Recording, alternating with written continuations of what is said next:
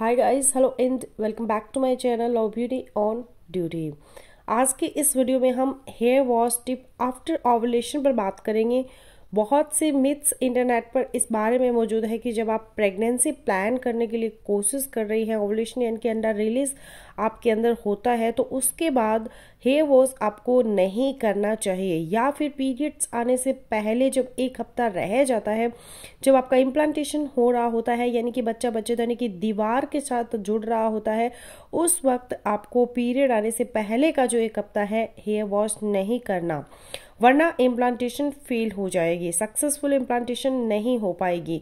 या अगर आपने प्रेगनेंसी कंसीव कर ली है, तब पीरियड की डेट मिस होने के बाद जब तक आप स्कैन करवा के कंफर्म ना कर ले कि इम्प्लांटेशन सक्सेसफुली हो गई है, तब तक आपको हेयर वॉश नहीं करना, सर नहीं धोना।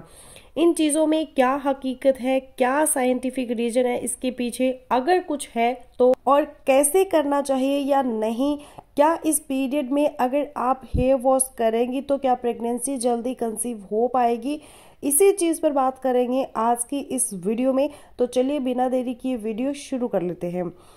अब थोड़ा समझने की कोशिश कीजिएगा कि प्रेगनेंसी प्लान करते वक्त या प्रेगनेंसी आपने कंसीव कर ली, अर्ली प्रेगनेंसी में हेयर वॉश करने से मना क्यों किया जाता था पहले के ज़माने में।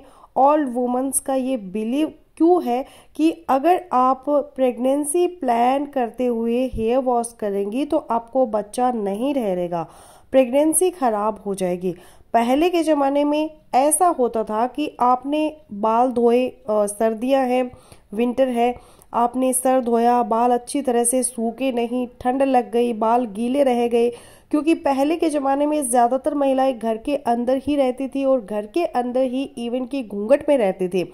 महिलाएं अपने सर को लपेट के रखती थी और इसके साथ साथ ओपनली सनलाइट के अंदर बाल सुखाना ज़रूरी नहीं समझा जाता था। तो सम टाइम ये था कि आप प्रेगनेंसी के लिए प्लान कर रही हैं, आपने प्रेगनेंसी कंसीव कर ली, सर्दियों का मौसम है, आपने सर धोया, आपको ठंड लग गई, जुकाम हो गया, बुखार हो गया, तो ये चीज़ फिर फेवरेबल नहीं होती थी अर्ली प्रेगनेंसी में, या जब आप ट्राई कर रही हैं प्रेगनेंसी के लिए। इसलिए ज़्यादातर महिलाएं मना करती थी कि आपको सर नहीं धोना, बाल नहीं धोने अर्ली प्रेगनेंसी में या प्रेगनेंसी प्लान करते हुए। और दूसरी जो रीज़न इसके पीछे दी जाती है कि कुछ कंट्रीज़ के अंदर, कुछ और ट्रेडिशन के अंदर, जैसे कि चाइनीज़ या जापानीज़ ट्रेडिशन है, उनके अंदर वार्म या कोल्ड यूट्रस का कॉन्सेप्ट है, यानी अगर आपकी यूट्रस ठंडी रहेगी, वो ये मानते हैं कि आपका इम्प्लांटेशन सक्सेसफुली नहीं हो सकेगा। सक्सेसफुल इम्प्लांटेशन के लिए यूट्रस का गर्म रहना ज़रूरी है। उसके लिए फिर महिलाओं को ये एडवाइस किया जाता है कि आप नंगे पैर सर्दियों में फर्श पर ना चले, इवन की सॉक्स पहन के रखे पाँव में, अगर आपका इम्प्लांटेशन का पीरियड चल रहा है या प्रेगनेंसी कंसीव करना चाहते हैं। इसी तरह जब आप अपने सर को धोती हैं तो सर को ठंड लगने की वजह से आपकी सर्कुलेशन ब्लड की ठंडी होती है, तो यूट्रस भी ठंडी होती है, जिसकी वजह से इम्प्लांटेशन सक्सेसफुली नहीं होती।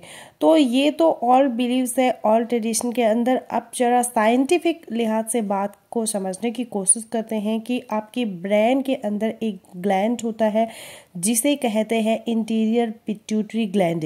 ये इंटीरियर पिट्यूटरी ग्लैंड कुछ हार्मोन्स रिलीज करता है, जैसे कि एफएसएच और एलएच हार्मोन। ये दोनों हार्मोन्स जाके आपकी ओवरीज को स्टिमुलेट करते हैं, ओवरीज में से एग रिलीज होता है, अंडा निकलता है जिसे ओवुलेशन कहा जाता है। और जब ओवरीज में से एग रिलीज हो जाता है तो फिर फर्दर जो हार्मोन्स है, प्रोजेस्टेरोन, खासतौर पर एस्ट्रोजन, कुछ मात्रा में वो फिर ओवरीज से ही रिलीज होता है और वो आपकी यूट्रस की अंदर वाली लेयर पे, वॉल पे इफेक्ट करते हैं ताकि उसको प्रिपेयर रखें, आपकी इम्प्लांटेशन सक्सेसफुली हो सके, बच्चा वहां पे जुड़ सके। और अगर प्रोजेस्टेरोन अवेलेबल ना हो तब इम्प्लांटेशन फेल हो जाती है। तो जब आपकी ओवुलेशन ही हो गई, उसके बाद इम्प्लांटेशन के लिए हार्मोन प्रोजेस्टेरोन और एस्ट्रोजन ओवरीज को ही प्रोड्यूस करने हैं, तो उसमें हेयर वॉश करने या बाल धोने से अगर आपका मान भी ले कि इंटीरियर पिट्यूटरी ग्लैंड स्टिमुलेट हो भी जाता है, तो ओवरीज पे कोई इफेक्ट नहीं होता।